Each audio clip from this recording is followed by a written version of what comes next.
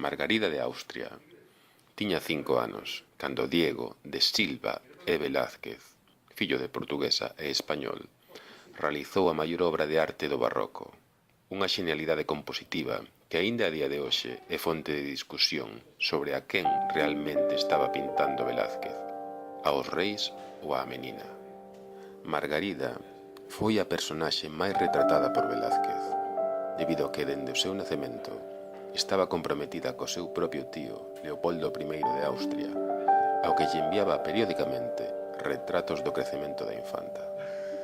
A obra deixa unha borracheira de anécdotas e interpretacións. A maioría dos autores creen que o cadro representa a irrupción da infanta no estudo de Velázquez cando este pintaba a Felipe IV máis a Raíña Mariana, e por iso saen reflexados no espello. Pero o lenzo de Velázquez é demasiado grande, parece o propio lenzo das meninas.